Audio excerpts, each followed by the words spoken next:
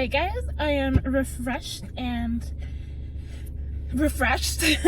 I changed, I cleaned myself, I oiled myself, so I feel clean and fresh and nice and good. I really want to see if I can find some camping tents. So the gentleman in the Love's store recommended I go to Walmart, which I knew Walmart had them. I saw them last time I shopped, but it didn't seem necessary. But now I'm like, if I'm gonna spend all my money, might as well let it be on a tent. So let us just look this up real quick. Oh, those are pricey. There may or may not be a $30 one though.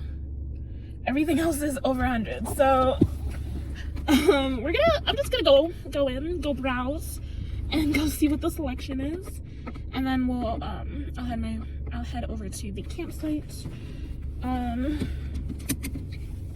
It's really starting to feel a little more like a truck site in here. Not loving it at the moment. Not like that sounds weird. I'm saying that it's a lot busier here, and it's a lot more people of the male species. So far I've been totally cool, totally safe, totally chill. No fears, no anxieties. Gotta be smart, obvi, but nothing like too freaky. I haven't really interacted with too many people yet, so I know I have plenty of food, and if I end up going to this campsite and it's not too busy, it might be though, because I'm seeing a shit ton of RVs around here. If it isn't busy and I can stay for 2 weeks, I will. I'm going out. Okay. He's trying. I'm about to, okay. All right, never mind. A guy was trying to park and I was like, I am leaving right now.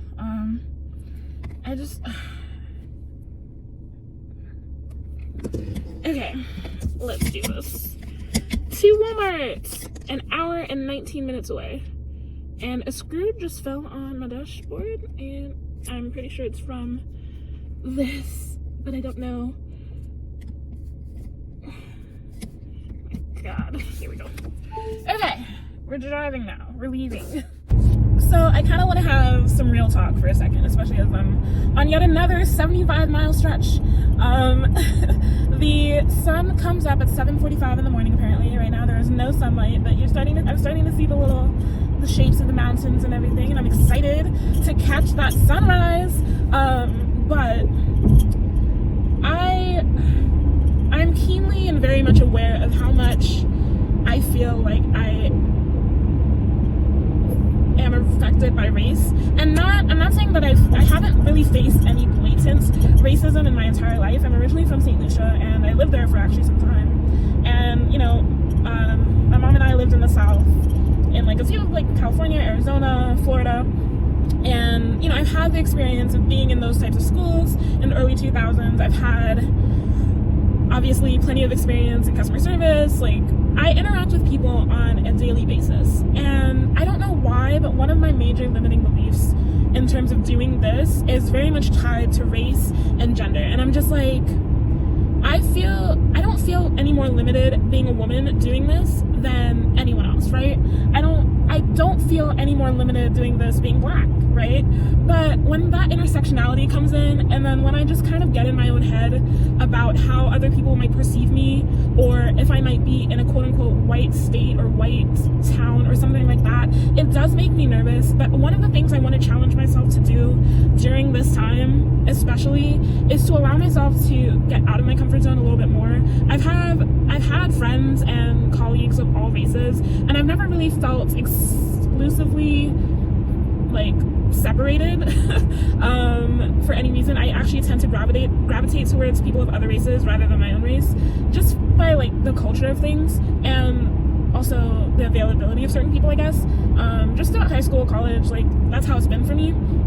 But as I'm traveling down here and I'm stopping at different gas stations and all this stuff, there's just this keen awareness for me. I always have this sense of awareness, especially when I'm the only black woman or the only black person in a room. I'm always keenly aware of those differences, but I usually don't let it, keep me in a box. But I'm trying to say is that as I'm driving further and further south, and as I kind of stop there are times and instances where I feel kind of like I need to be more careful, just by like what I do, how I carry myself. I'm always very nice. I always am very respectful, and I know that my personality and just my demeanor as a person should really be enough. But I know from like outside looking in, you know, someone might, if I'm wearing all black, right, or if I'm wearing my hood up like this, or if I have my rap music blasting like I did the entire morning, it's very easy for people to have generalizations and things. But I really need to remind myself to just be a human being first and foremost, and at the very minimum expect that I will also be treated as a human being, and I will be treated with respect. And you know, if I encounter people that simply cannot do that, then that is not a reflection of me.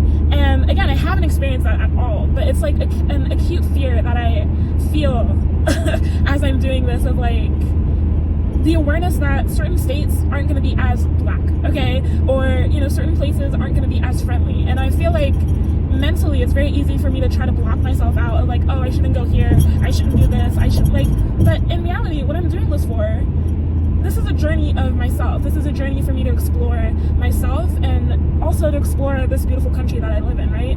And I need to be willing to step out of my comfort zone in order to do that. So my challenge for myself in a time when it's very easy for me to be even more secluded and more isolated and literally just stay in my car and just, but like, where's the fun in that, right? Like, the goal and the necessity is to be adventurous. And yeah, so that's like kind of the thoughts that are mulling around in my mind right now. I am very used to being the person in the corner who's kind of doing their own thing. I'm very used to sitting back and watching. That's just the kind of person I am. I've always been the kind to observe first, then, you know, join in. I need to test the vibes, right? I need to see what the vibe is before I participate. But I think the extra step for me, especially now, is to go beyond just viewing and participating more. So yeah, that is one of the biggest things that I need to overcome. So, you know, as much as I want to go into natural areas, wooded areas, secluded campsites, things like this, I also need to remind myself, regardless of money or finances, like, that I should participate in the towns and in the cities and experience what there is, what it has to offer, you know, not just looking from afar and like, oh, that's so cute, this is such a cute town, and not stopping and participating. So that is definitely going to be a major thing for me. Of course, right now I am very focused on my gas, I'm very focused on money, I'm very focused on just like conserving resources, but I do eventually want to get to a point where I can just allow myself to enjoy each place that I go to. This isn't like a 50-state road trip, although roaming reckless, one day I will do it too, but it's not a 50-state road trip. I'm not trying to hit all the states. Right now, I just want to just drive. You know, I just want to go as far as my heart desires and as long as I want to, and just see all there is to offer. And of course, there is kind of a long-term sense to this, in that I do eventually want to get a van, and I'm really hoping I can. I don't know how at all, because it just wouldn't be at all feasible whatsoever. Oh, I see the sunlight coming up. But I know it's one of the things I want to manifest. So I have it up there. I'm sending it out there. But yeah, so sorry that ended up being so much longer than I thought it would be. But yeah, that is a very distinct fear I'm feeling, is just like the sense of race, where it's not that it's never bothered me, I'm always going to be acutely aware of that, but it's like more so now than ever, I just feel a lot more self-conscious about being a single woman, single black woman by myself on the road. And I'm just like, no one has approached me, no one has mistreated me whatsoever, right? But being aware also that that is a thing that can happen. So I just need to be ready, but also gentle. I am gentle as a dove. The sunrise is coming up behind me though. So I'm gonna do my first real spontaneous thing today, and I am going to take an exit in West Virginia to the state forest. I was heading to one campground, but I saw the sign for state forest, and I'm like, you know what? Let's do this. So I am exiting now. Hopefully things are well labeled, because I don't really. There's a gas station here, so if I do need to circle back. Okay. State forest is that way. The trail is the other way. Merge onto I-64 West. Okay. It's very confused at the moment, although I shouldn't be. white lines, so I'm pretty sure I'm okay. So. In a quarter mile. Y'all can probably tell I'm like a little bit terrible at directions, okay? A little bit. I'm a little bit directionally challenged.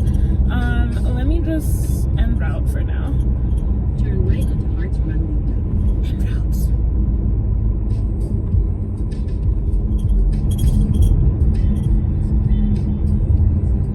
Okay, so let's see what this says. Hart's Run Loop Road. I don't know what I'm doing. I also don't know if it costs money to come in here, but I wanna check it out if I can. Usually, a state forest wouldn't have a charge, would it? And it should be expensive. Hopefully not. If not, I'll just turn around. But ain't pretty.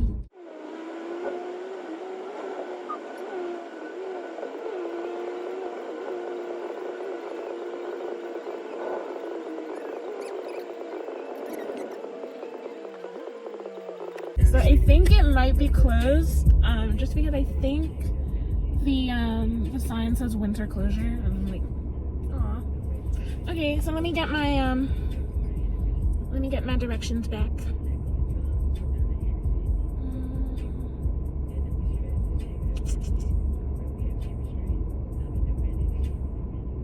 Why is it more now? Proceed to Hart's Run Road. Now let us go back. That's a bummer. I was like super excited, but I In 1.2 understand. miles, turn left to merge onto I-64 West. Toward Heckler. It is pretty wintry here. Okay, so we're heading back. I don't want to get gas, but I feel like I should get gas because I don't know. I don't trust it. I'm less than half a tank again, and I'm just like, I don't trust it. Which is really annoying. I will say. 1 mile, turn left to merge onto I-64 West. Toward Heckler. I think I grossly underestimated how much money would go into driving. Because I was like, okay, well, I drive a whole lot for work anyway, right? And usually I can get a full trip of like a full gas tank, a full week lasts me a while. It lasts me a week, going about an hour each way. I grossly underestimated the fact that I have driven several hundred miles in the past 2 days. Like several hundred miles. I'm pretty sure I'm like at 400 or 500. Oh, the dead squirrels. Makes me sad. Makes me very sad. But yeah, like I think I grossly underestimated how much I'd have to be spending. So hence why I'm feeling a little bit frustrated at the moment. Oh, 1 second. A one-way tunnel is wild, bro. Thank you. Sorry. Okay. Should I get gas? Should I get gas? Should I get gas? Maybe I'll be okay. Maybe. Just Turn left to merge onto I-64 West. Toward Beckley. Alright. Sorry, I gotta see a close-up of my face. My pimply face. I gotta stop doing that as well. I really need to stop digging in. So I'm at Walmart right now. I'm gonna see if I can find a really cheap tent. Of course, if you buy cheap, you're getting cheap, so gotta keep that in mind. But I'm gonna see what they have. If not, I'll just get some butane, because I probably need some butane. I do have propane, and I do have an extender thing for my butane stove for propane. But I haven't tested it out yet, so I don't know if it's gonna work. But one step at a time. So we're at Walmart. Let's see what Walmart has.